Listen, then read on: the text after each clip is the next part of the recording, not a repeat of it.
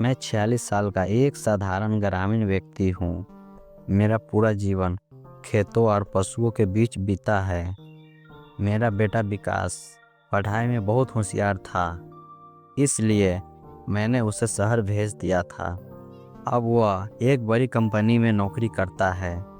5 साल पहले उसकी शादी हुई थी, लेकिन वह इतना व्यस्त हो गया कि गांव आना भूल गया।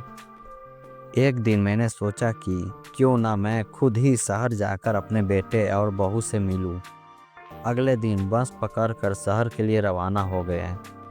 शहर की चौका चौके में लिए नई नहीं थी, लेकिन इस बार वहां जाने की एक अलग खुशी थी।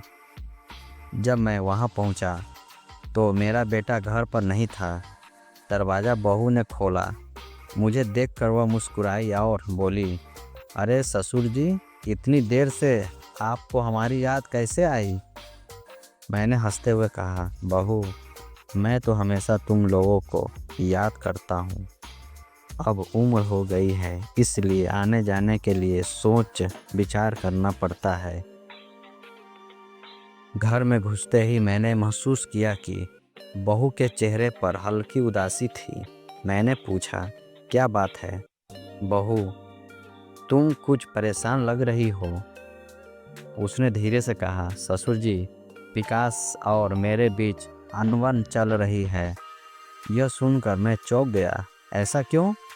उसने गहरी सांस ली और कहा, हमारी शादी को 5 साल हो गए हैं, लेकिन प्यार अब पहले जैसा नहीं रहा। वो हमेशा अपने काम में व्यस्त रहते हैं और मैं अकेलापन महसूस करने लगी हूँ। मैंने उसकी आंखों में दर्द देखा। वह एक सुलझी हुई लड़की थी, लेकिन उसका दिल धीरे धीरे टूट रहा था। शाम को जब विकास घर लौटा तो मैंने उसे बुलाया और कहा, बेटा, तुम्हारी शादी को 5 साल हो गए, लेकिन क्या तुमने कभी सोचा कि तुम्हारी पत्नी को तुम्हारी कितनी ज़रूरत है? वह थोड़ी देर चुप रहा, फिर बोला, पापा, मैं उसे बहुत प्यार करता हूँ, लेकिन काम का दबाव बहुत ज़्यादा है। मैंने मुस्कुराते हुए कहा, बेटा, प्यार का इजहार करना भी ज़रूरी होता है। अगर तुम अपनी भावनाएं नहीं दिखाओगे तो तुम्हारी पत्नी कैसे समझेगी कि तुम उसे कितना चाहते हो? उसने सिर झुका लिया और कहा, पापा, मैं समझ गया। मैं अब उसे पहले से ज़्यादा समय दूंगा। अगले दिन विकास ने बहू को ऑफिस से जल्दी बुलाया और एक सरप्राइज डेट प्लान की। वह उसे शहर के एक खूबसूरत रेस्टोरेंट में ले गया। जब बहू वहां पहुंची तो उसने देखा कि टेबल पर गुलाब की पंखुड़ियाँ छिपी थी और मोमबत्तियाँ जल रही थी। विकास ने मुस्कुराते हुए उसका हाथ थामा और कहा, आज मैं तुम्हें फिर से अपना बनाना चाहता हूँ, वैसे ही जैसे 5 साल पहले किया था। बहू की आंखों में आंसू थे, लेकिन यह खुशी के आंसू थे। उसने कहा, मुझे तुम्हारा साथ चाहिए और कुछ नहीं। विकास ने अपनी जेब से एक छोटा सा उपहार निकाला। वह एक सुंदर कंगन था। उसने उसे बहू की कलाई पर पहनाते हुए कहा, तुम मेरी जिंदगी का सबसे खूबसूरत हिस्सा हो। मैं वादा करता हूँ कि अब तुम्हें कभी अकेला महसूस नहीं होने दूंगा। घर लौटकर मैंने देखा कि बहू बहुत खुश थी।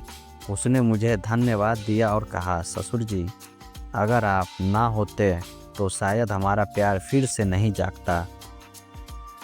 मैंने मुस्कुराते हुए कहा, बेटा, प्यार को संभालना भी एक जिम्मेदारी होती है। अगर हम अपने प्रियजनों को समय नहीं देंगे तो प्यार धीरे धीरे मुरझाने लगेगा। अगली सुबह मैंने गांव लौटने का फैसला किया। विकास और बहू मुझे रोकना चाहते थे, लेकिन मैंने कहा, अब मेरी जिम्मेदारी पूरी हो गई है। मुझे तसल्ली है कि तुम दोनों फिर से खुश हो। जब मैं बस में बैठा तो मेरे चेहरे पर संतोष की मुस्कान थी। मैंने एक टूटते हुए रिश्ते को फिर से जोड़ दिया था। प्यार सिर्फ महसूस करना ही नहीं, उसे जताना भी जरूरी होता है। रिश्तों में संवाद और समझदारी ही उन्हें मजबूत बनाए रखते हैं।